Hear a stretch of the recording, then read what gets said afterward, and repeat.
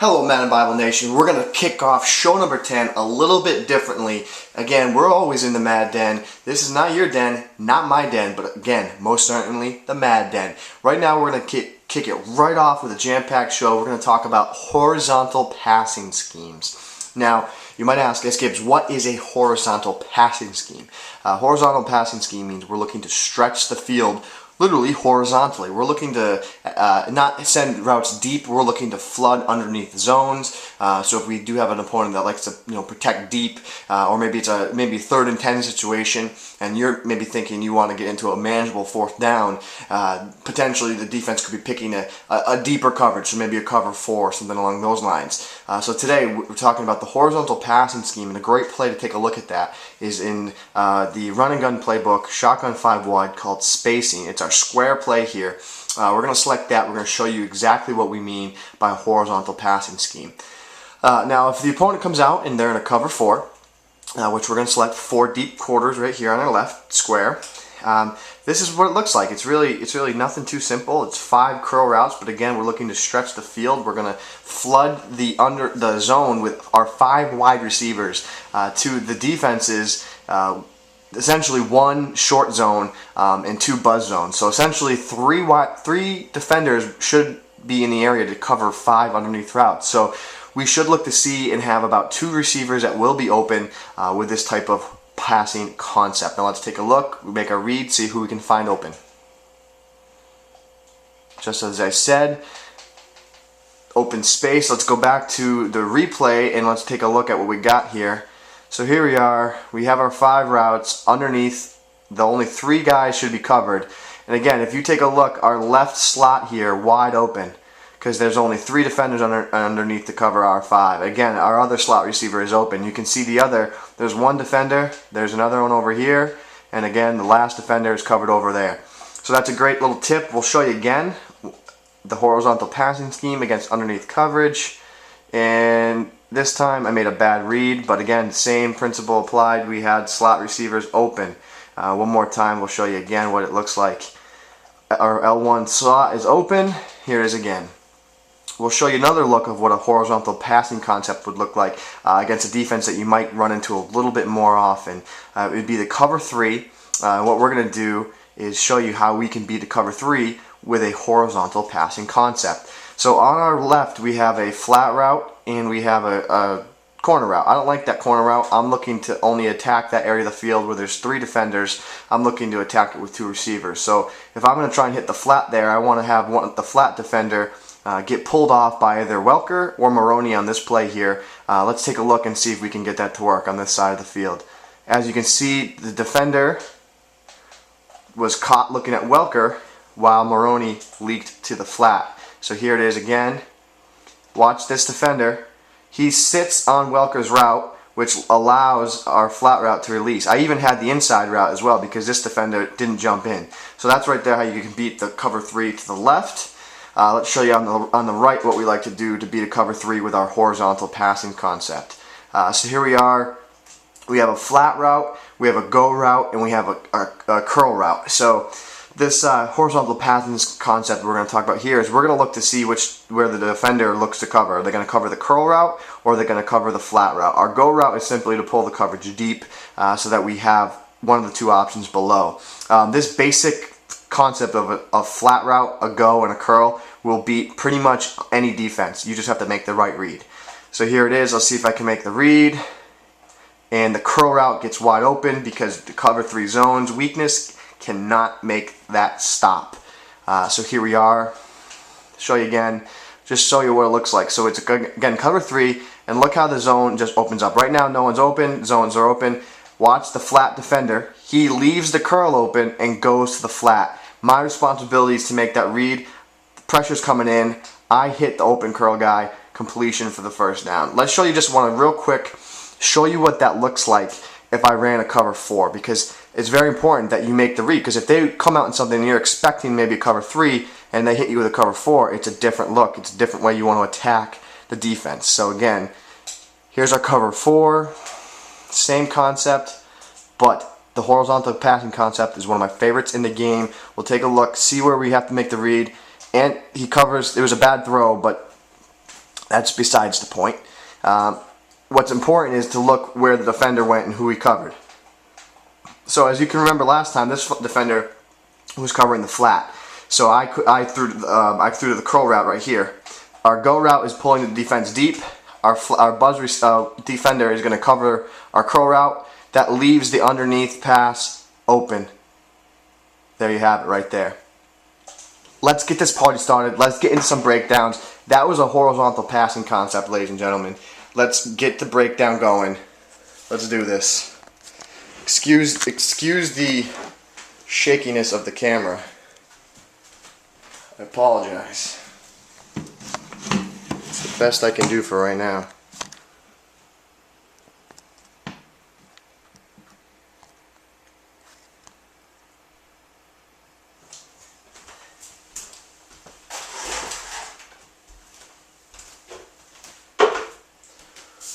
Alright guys, we're back. We're going to get back to the normal breakdown. I hope you enjoyed that horizontal passing concept. As we develop further in the show, we're going to get into more different ideas of passing concepts. Another one we'll talk about is the vertical passing concept and how we like to attack popular defenses with that. So first off, we're going to talk Greg Olsen versus Dustin Keller. Greg Olsen comes in at 84 overall. Just to also remind you guys, these are guys are tight ends. Greg Olsen's tight end on the Chicago Bears. Dustin Keller, tight end on the New York Jets. 84 overall for Greg Olsen with an 87 speed, which is a good amount of speed for a tight end actually. 84 captain traffic for Olsen, a 55 pass block and 56 run block. He comes in at 6'5", which is a big time advantage for this type of situation. Dustin Keller comes in 82 overall. 87 speed I have down here, but I believe it is actually 86. 85 captain traffic, so you can see they're very similar players.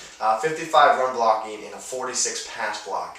So what he doesn't have on Greg Olsen is his height, and his pass blocking isn't up to par, bog in the air. So that's a situation where I'm taking Greg Olsen. We're not going to even look at Dustin Keller because at 6'2", that's just not a serviceable receiver. Maybe if he was a little faster, if he was like 92 speed, 6'2" tight end, my God, I love him. But he just he's not going to get it done. I don't want him in my punch, so get him out of here. Greg Olsen, we're going to select him. So for user cut and computer today, we're going to look at some cornerbacks. We're going to look at Fabian Washington, Ty Hill, and Chris Johnson. These are all really burners in the cornerback passing game. So take a look at Fabian Washington, a 72 overall with 98 speed, 52 catch, and a 53 press. And I know Z Falls out there listening somewhere having a heart attack right now because he absolutely loves Fabian Washington. A former Nebraska Cornhusker, he loves the guy. He eats and sweats Nebraska football. Ty Hill comes in at 68 overall, 97 speed with 54 catch and a 52 press. So again, he's just a burner. He's another guy you're going to look to get into your blitzing packages and to really take advantage of that blazing speed. Chris Johnson, 76 overall, 97 speed, 60 catch, and a 67 press. So most certainly this guy is a dynamic player, and you definitely put him on the Oakland Raiders when they already have all that other speed. This guy wreaks havoc. It's just a real formidable matchup when you play with them in the Raiders. If I'm going to user cut and computer any of these guys, I'm definitely going to look to...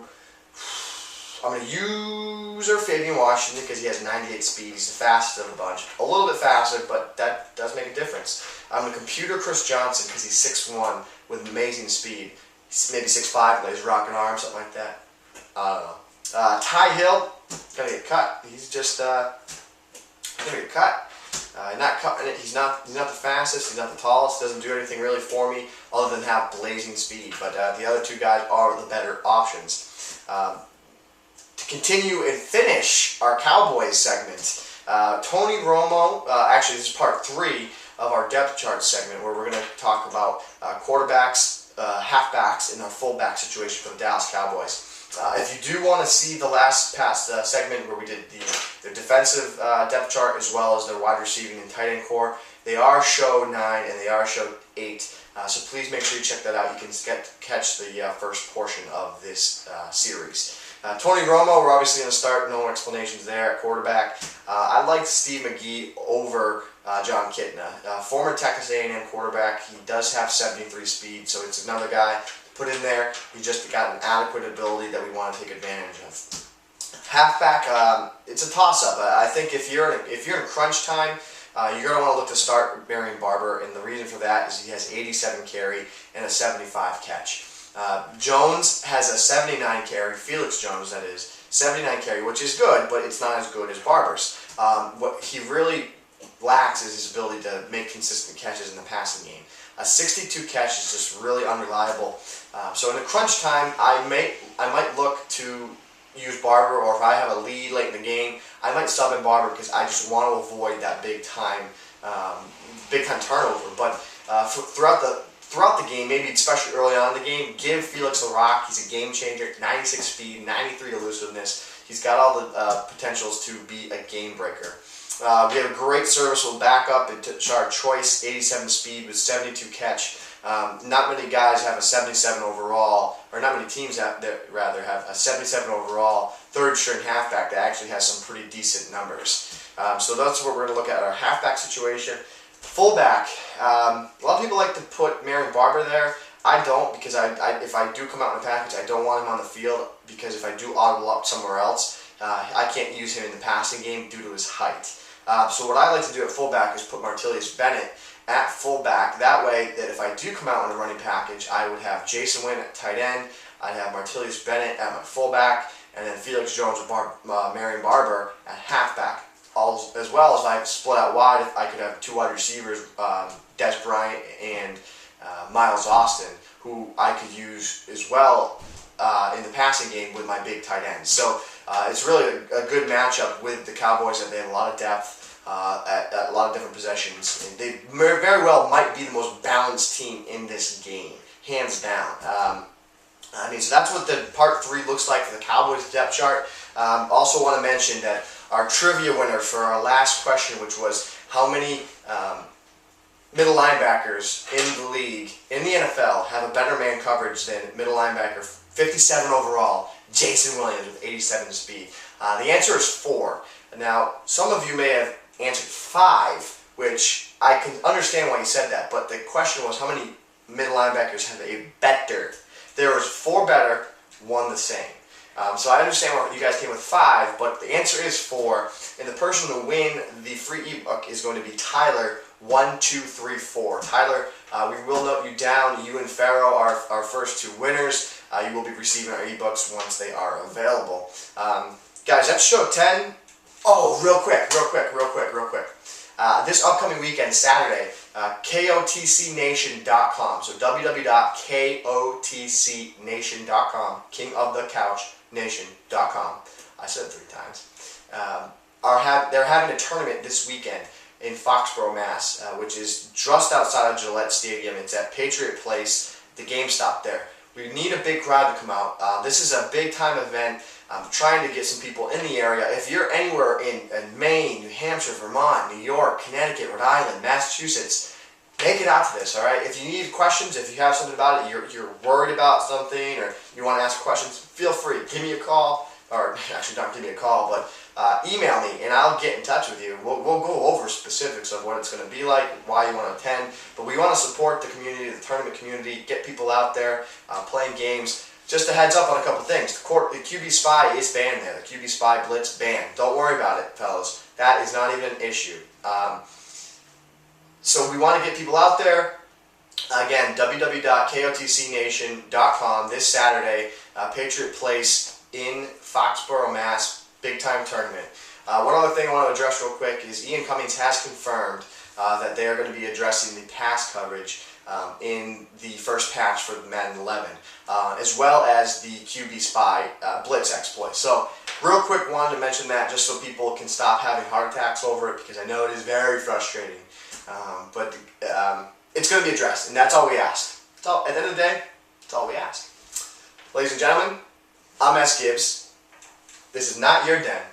This is not my den, but it is the Mad Den. We'll see you tomorrow, show number 11.